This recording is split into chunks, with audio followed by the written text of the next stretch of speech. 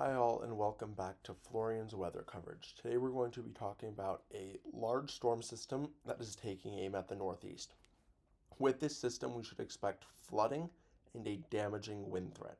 This is important because this is a few days of warning that could help you, your family, or your loved ones make any important decisions, especially if you live along the coastline or if you live in one of the areas I'll talk about soon, which could see flooding.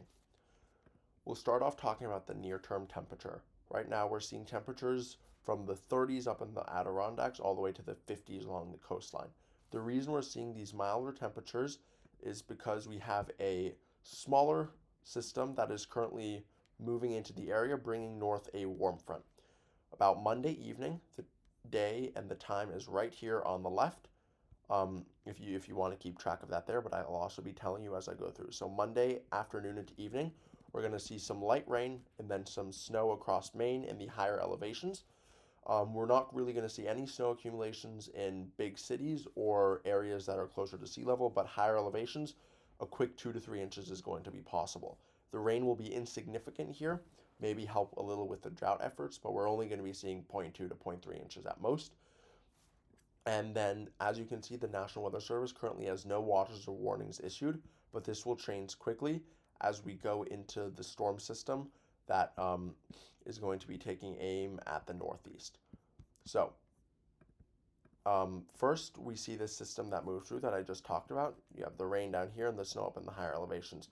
Right after that, you see this rain moving northward, and then you see that L right there. That signifies a low pressure system will be coming. Low pressures are what drive storms. And this strong low pressure system will be driving a large storm that's going to be bringing rain to a lot of the northeast and then some snow in the Adirondacks and the Catskills. That's because there's higher elevations there. And then as the storm system moves out, this is the European model. And the European model thinks that around Thursday morning we might switch to snow in the higher elevations up in New Hampshire. And then let's look what the GFS says because the Euro model is a very reliable model, but you don't always want to put your eggs in one basket. As you can see here, the GFS model, this is 7 p.m. on Wednesday, showing rain has already moved into the northeast. We're expecting to rain most of Wednesday. For a lot of these areas, this is Wednesday at 10 a.m. You can see rain across the entire northeast.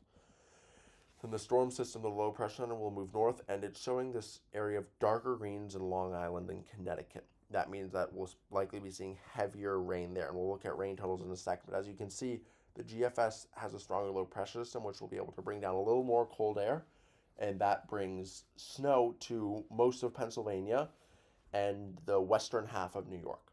Then, as you can see, that snow moves its way east, and the higher elevations of New Hampshire and most of Vermont, the GFS is saying we'll see some snow.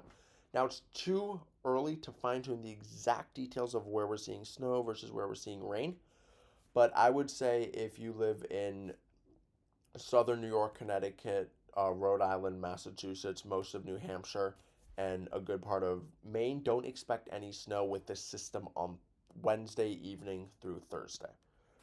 Now let's look at rain totals. So the snow is going to be insignificant with that storm. We can actually look if you just so everyone feels good.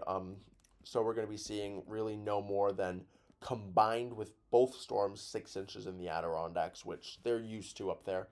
But most of the Northeast will not be seeing any snow really. But what's really going to be important in terms of precipitation is the rainfall. Now, this is the European model's rainfall forecast. As you can see, there's this band of 3 inches that stretches across the entirety of Rhode Island, eastern Massachusetts, and up into Maine. Now, 3 inches, you might think we're in a drought, the ground's going to absorb, but the time over which this falls, and also given that the ground is just so extremely dry and now cold, there's going to be some runoff issues. So it's not necessarily going to be a huge flash flood, fully saturated ground threat, but it's going to be some runoff issues combined with the very strong winds we're seeing, some coastal flooding. This could be very impactful for some of the coastal areas. So if you live on a coastal area, it is extremely important that you are paying attention to this. Now, in terms of what the GFS is thinking for rainfall, the GFS shows that area centered a little more to the west. This would bring extremely impactful rainfall to western Massachusetts, some of Rhode Island, Connecticut, parts of Long Island, and up into Vermont and New Hampshire and Maine. So really the details here are going to have to be fine-tuned Tuesday. In my next video, we'll have a fine-tuned update, but essentially everyone living in the Northeast needs to be watching this very closely. Because not only is that the problem, but this is the GFS, the American model, what it thinks in terms of a maximum wind gust. You're not mistaken seeing 80 miles per hour on there.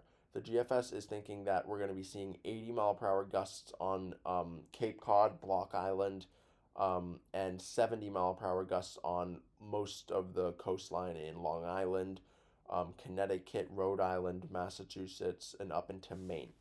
Now, would I tell you right now straight away that's going to be 80-mile-per-hour gusts? No. I think this might be slightly overdone, but I think that gusts into the 70s cannot be ruled out for now. And if you look at the European model, it's not as dark of a picture, but you can certainly see there's plenty of 70s mixed in there in Massachusetts and Maine. But we've been sort of seeing this trend on ensemble modeling of a slightly more westward shift.